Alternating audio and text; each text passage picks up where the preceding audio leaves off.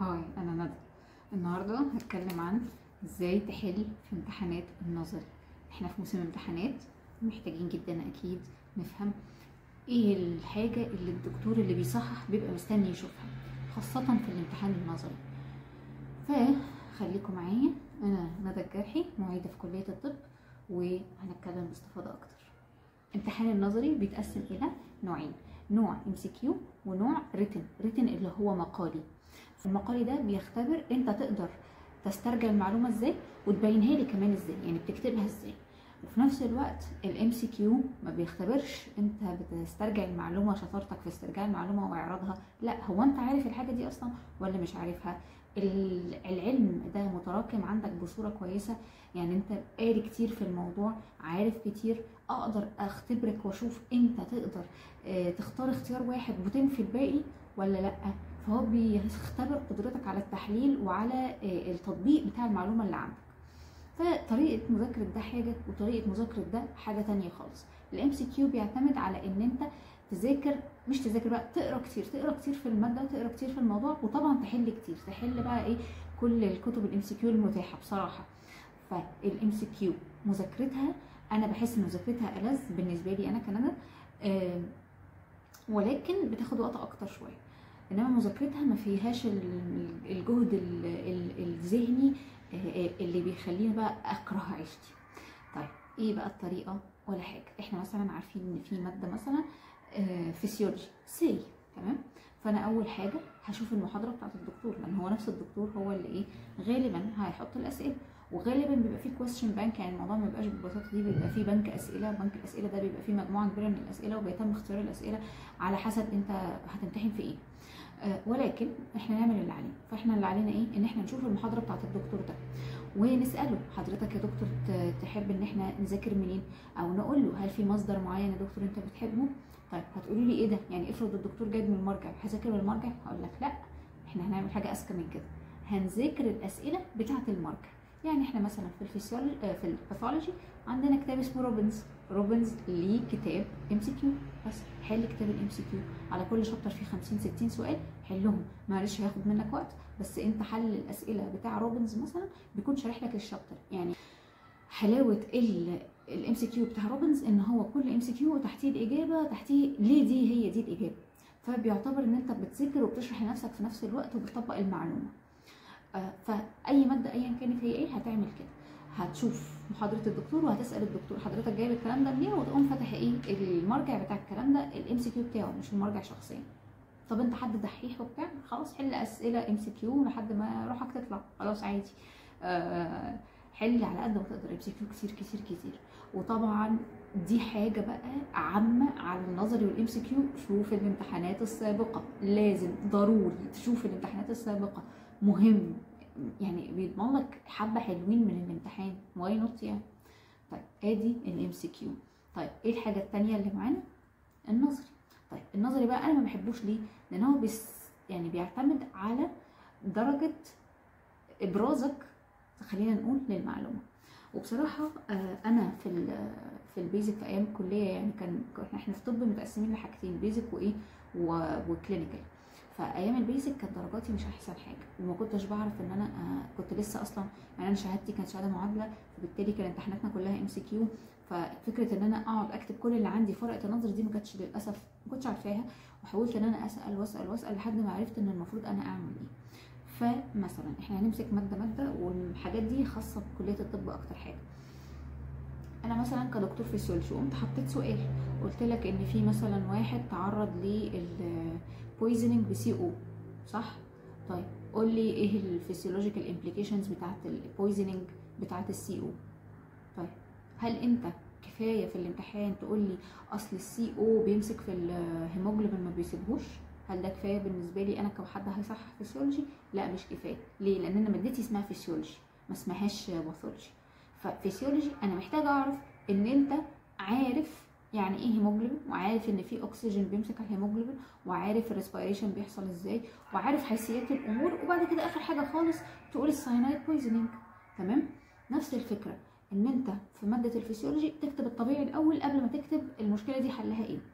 الباثولوجي حلو قوي ان انت تكتب الديفينيشن والكوزز، وبعد كده تقول الباثوجينيسيس، وبعد كده تقول الباثوفيسيولوجي، وبعد كده ايه الجروس والميكروسكوبيك، يعني تقول الجروس بيكتشر والميكروسكوبيك بيكتشر. حتى في النظري هتقولي طب ما الجروس والميكروسكوبيك ده عملي، طب ما حلو، ما انت مذاكره في العملي، والله اكتبه تاني في النظري، وري الدكتور انك تنين، ايه المشكله؟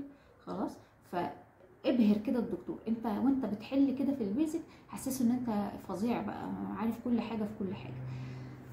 طبعا هو المفروض ان بيبقى في حاجه اسمها موديل انسر، يعني المفروض انه الدكتور وهو بيحط السؤال بتاع النظري بيحط معاه الاجابه النموذجيه المفروض، والمفروض وقت التصحيح بيمشي بهذا الكلام.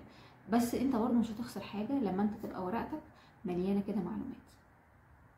في تريكات بقى في حل النظري قبل ما نخش على الجزء الكلينيكال، ان انت برضو ورقتك تبقى لحد ما منظمه، الكلمات اللي انت عارف انها مهمه حط تحتها خط ضروري. حاول ان انت تقسم ورقتك هيدلاينز، يعني عناوين وتحتها نقاط وعناوين وتحتها نقاط، بحيث اللي بيصحح برضو ما يقعدش يعوم في حكاياتك ورواياتك، لا احنا عايزين توري اللي بيصحح انك عارف الزتونه بطريقه منظمه. طيب ندخل بقى ايه في الناس اللي في سنين الكلينيكال، بجانب النظام، بجانب ان انت ورقتك تبقى منمقه. في الكلينيكال بقى السيناريو ان انت عايز توري اللي بيصحح ان انت لو قعدت في عياده الجراحه، عياده النساء، عياده وجات لك حاله، قابلتك حاله، هتعرف تتصرف ولا لا؟ فده هتعمله ازاي او هتوريها له في الورقه ازاي؟ النصايح اللي جايه كلها بصراحه واخداها من زميلتنا في كليتنا الدكتوره نورهان الامين، وانا هبعت لها الفيديو ده وبقول لك شكرا جدا، انت طريقتك في حل النظري ساعدتني وساعدت اكيد غيري، وانا عارفه ان انت اصلا سايباها لكل الناس، وهنا هشاركها على اليوتيوب للناس اللي من بره الكليه او اللي من الكليه بس الدفعات الاصغر اللي هم مش عارفين الماتيريال بتاعك. وعلى فكره نورهان الامين كانت من الثلاثه الاوائل على دفعتها، فهي شاركت المعلومه وهي نفسها استفادت وما خبتش المعلومه عشان المنافسه او. شكرا نورهان. طيب النظري بقى بتاع الكلينيكال بيتحل ازاي؟ اولا على حسب صيغه السؤال، ولكن هي الاسئله بتيجي في اطار قول لي الدايجنوزز، قول لي الديفرنشال دايجنوزز، قول لي المانجمنت. غالبا مش هتخرج بره هذه الثلاث اسئله، وممكن في البطنه يزود باثوفيسيولوجي ده حصل ازاي، او حتى في ماده ثانيه باثوفيسيولوجي ده حصل ازاي. فانت وانت بتذاكر تبقى ايه شامل او يعني ملم بهذه الامور، انت هتطلع دكتور هتعالج ازاي او هتشخص ازاي من غير الحاجات دي. طيب هيجي لك مثلا كيس وهيقول لك ايه what is your diagnosis، ففي سؤال what is your diagnosis هتقوم عامل سمري للكيس تاني جوه ورقه النظر، وتقول والله فلانه جايه عندها كذا سنه تشتكي من 1 2 3 وهذه الشكوى ماشيه مع الديزيز الفلاني، الديزيز ده لان الديزيز ده بيجي بصوره 1 2 3. ويا سلام بقى لو حطيت له حته باثوفيسيولوجي، تقول له بقى ان الديزيز ده حصل، السيمتومز دي ظاهره بسبب كذا، وباثوجينيسيس حصل فقام تطلع لي سيمتومز كده. يا سلام، ده تبقى زياده طبعا، بس انت في الاول ما تعملش كده. لو هو السؤال دايجنوزس فقط هتكتبه في وش الصفحه السيمتومز، وتقوم قايل الدايجنوزس وتقول ان اصلا الديزيز ده بيجي ب1 2 3 وده ماشي مع الحاله بتاعتنا. طيب نيجي بقى للشق الثاني اللي هو الديفرنشال دايجنوزس. الديفرنشال دايجنوزس بيبقى عايز برضو ان انت دماغك تبقى ملمه بمجموعه من الساينز والسيمتومز، ودول يبقوا تحت نطاق انهي مرض. فانت عايز توري للدكتور اللي بيصحح ان انت فاهم، ان انت عارف هتعمل ايه. هتقوم راسم له جدول جميل كده. خلاص، قبل ما ترسم الجدول هتقوم قايل له والله الدايجنوزس كذا، والديفرنشال دايجنوزس بتاع الدايجنوزس ده 1 2 3 4 5. فانت قلت له كده احنا هنتكلم عن 4 5 امراض مثلا. هتقوم عامل ايه الجدول. الجدول ده هيبقى في كذا صيغه للجدول، يا اما انت تعمل له الجدول في خانه with وخانه against الامراض، في يعني 3 خطوط، اللي بالعرض with و against، تمام. واللي موجود هنا هيبقى ايه الامراض. فانا مثلا المرض اللي عندنا والدايجنوزس هحطه اول واحد، واقول ان كل الاعراض موجوده في with ومفيش حاجه against. اللي بقى المرض اللي بعده في كام ساين وسيمتوم في الويز، وفي كام ساين وسيمتوم في الاجينست. المرض اللي بعده كل الاعراض اللي جايه، مفيش غير عرض واحد بس اللي في الويز، وكل الاعراض في الاجينست. دي طريقه.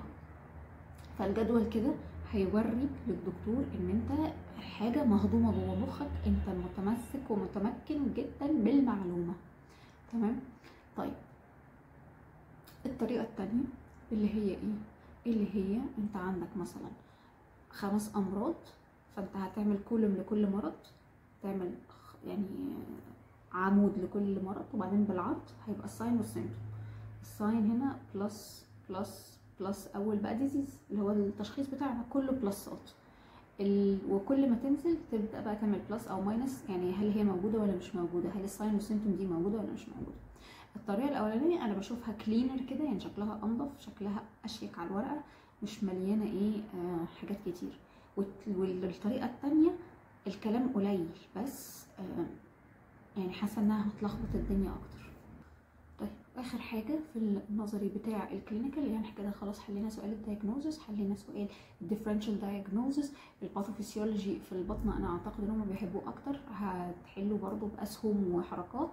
واخر حاجه المانجمنت. سؤال المانجمنت ده يتضمن حاجتين، واوعى تنسى الحاجتين: investigations وتريتمنت. والانفستيجيشنز تتقسم الى لاب، تتقسم الى اشعه، تتقسم الاشعه دي نوعها ايه. تمام. فاحنا عندنا الانفستيجيشن متقسم الى لاب واشعه والتريتمنت بس. وادي ايه طريقه حل النظري في كليه الطب. اشوفكم الفيديو الجاي.